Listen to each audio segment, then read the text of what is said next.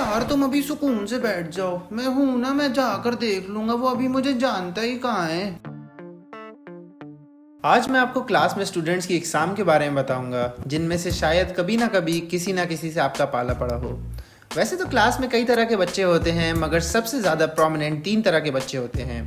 Firstly toppers या फिर front benchers, secondly middle benchers और एट द एंड क्लास की रौनक यानी बैक बेंचर्स।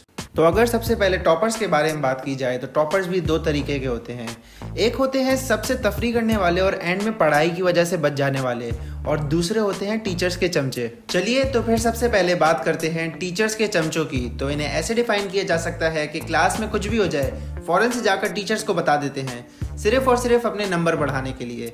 देखा जाए तो मोस्टली ऐसे ही बच्चों को टीचर्स मॉनिटर और सीआर भी बनाते हैं, और सीआर बनने के बाद इनके तेवर ही बदल जाते हैं कि जैसे इन्हें सीआर नहीं स्कूल का चेयरमैन बना दिया हो।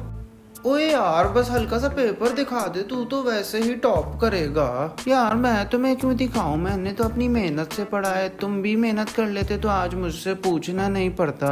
ओए यार तुम अपने मेहनत के बारे में बाद में बताना, अभी बस दिखा दे यार, मैं सिर्फ पास ही हो जाऊं वरना तो मैं फेल हो जाऊंगा। हाँ भाई, ये क्या हो रहा है भाई? चलो देखें, ये चीटिंग कर रहा है और बोल रहा है कि मुझे दिखाओ मैं पास हो जाऊंगा। चलो वो तो फिर मम्मी डैडी बच्चे थे। अब आते हैं सबसे ज्यादा होशियार और चालाक बच्चे, और ये होते हैं तफरी करने वाले टॉपर्स।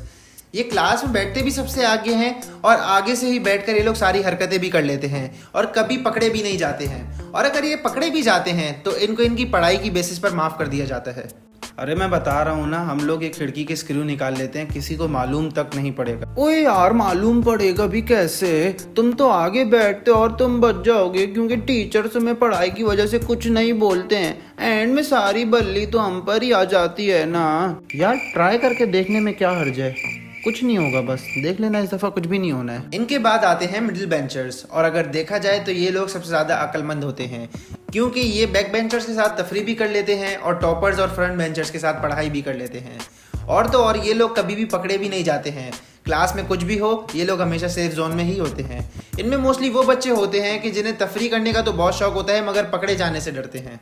यार आज तो बस हम लोग ऐसा शोर मचाएंगे कि सारे स्कूल में बस हमारी ही आवाज होगी। यार तुम तो हमेशा बच जाती हो और नाम हम पर ही आ जाता है। नहीं यार मैं बोल रही हूँ ना, इस मर्तबा कुछ भी नहीं होगा, और तो और मजा भी बहुत आ जाना है। फिर हमारे पास आते हैं क्लास की रौनक, और ये होते हैं बैक बेंचर्स। इनके बगैर क्लास खाली खाली सी लगती है। इन्हें सारे जानवरों की आवाज़ें भी निकालना आती हैं, तो पूरी क्लास को हंसाना भी आता है। पूरी क्लास में कोई कुछ भी करे हमेशा डांट यही खाते हैं। सारे उल्टे काम करने और तफरी वाली हरकतें करने में भी सबसे आगे यही होते हैं। और तो और अगर क्लास के किसी लड़के की किसी और से लड़ाई हो जाए तो लड़ाई में भी यही लोग सबसे आगे आगे होते हैं। यार अभी 9 क्लास के लड़के ने मुझे मारा है और बोला है कि जाकर अपनी क्लास के लड़कों को बोल दो कि कोई भी कुछ भी नहीं उखाड़ सकता है उसका। ओए यार तुम अभी सुकून से बैठ जाओ, मैं हूं ना, मैं जाकर देख लूंगा, वो अभी मुझे जानता ही कहाँ है। एनीवेज मेरी इस वीडियो का मतलब किसी को डिग्रेड करना या बुरा फील करवाना नहीं था, सिर्फ एंटरटेनमेंट पर्पसेस के लिए मैंने ये वीडियो बनाई है।